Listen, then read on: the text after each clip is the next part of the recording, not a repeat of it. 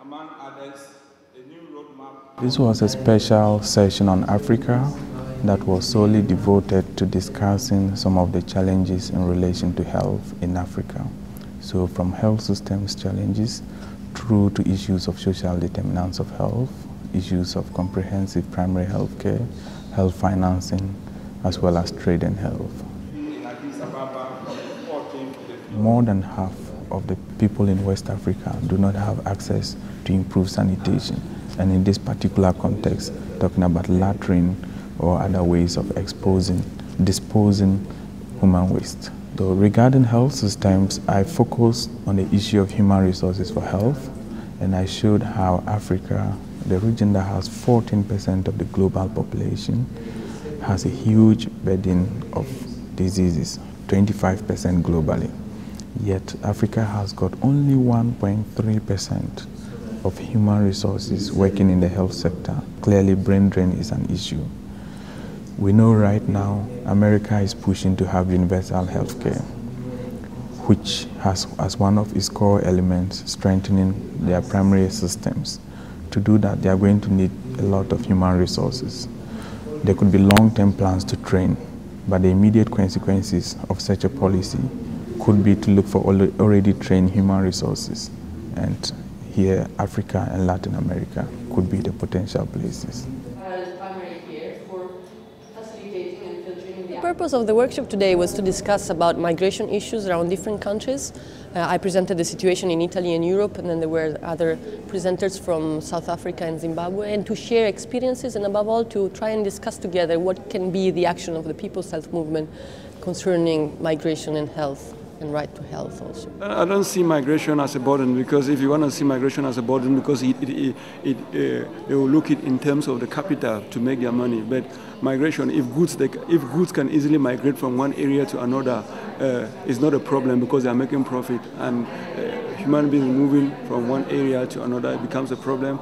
I don't really see it as a problem. People have the right to move, but when you say that you want to move to go to somewhere. Well, the problems are structural problems related to the fact that migrants often occupy the most vulnerable parts of society, and so they are affected in all the social determinants. They have poor housing, they don't have their rights protected, they may not have access to health care, they suffer from discrimination, xenophobia and racism. So all these affect health. And then they have poor jobs without contract, without protection, and so they are exposed to all sorts of vulnerabilities. Perhaps people also need to be educated on why we are here as migrants. People don't understand. They just think we have come here to steal their jobs, they are women, and stuff like that. So we need to really mount advocacy around that area. To few presentations, they present the different... We would think that the Palestinian situation would be less of a hassle these days, but it's actually becoming more of a issue of injustice and inhuman rights, where we find more obstacles on daily basis, whether it's the wall, the apartheid wall that is surrounding every single district, whether it's the flying checkpoints, whether it is segregation of Jerusalem and the Jerusalemites from the rest of the Palestinian territories. Gaza is under siege all the time. We have a severe shortage of drugs all the time. We have inability of patients, specifically cancer patients, terminally ill, who need to be referred outside country to leave. They do not receive any permits to go out. We have several other challenges on a daily basis where our health system is trying to survive and provide health for Palestinians. People's Health Assembly is not only a place to share experiences and to exchange them, but it is a place to show people's power, to get together, to give a very strong message. You cannot have good health if there is injustice and inhumanity where we are. And today we are here to voice our concern, and we hope the PHM movement can also support our call for having a just world, because there is no peace without justice.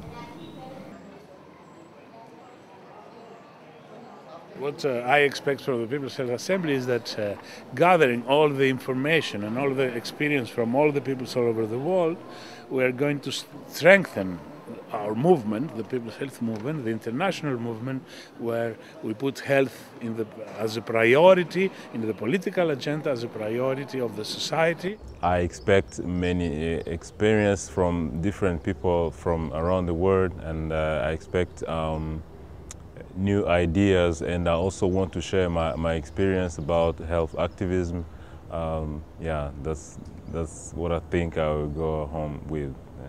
Well, what I expect really is that we all go home with sort of this inspiration of sharing, of being part of a larger movement that actually can achieve something. And I think there is so much also mutual experiences that we can learn from each other and take into our context.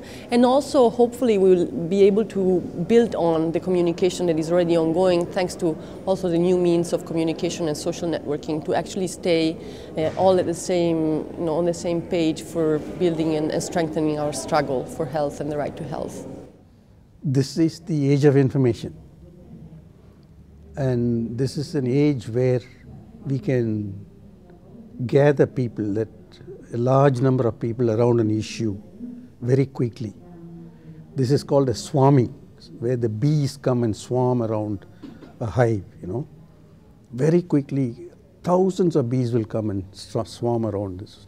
So this swarming is what we want. We can get issues to people and raise people's consciousness around the world through the internet and through other electronic means. I think it is possible that we can do something about the forces that are making life unhealthy for large numbers of people around the world.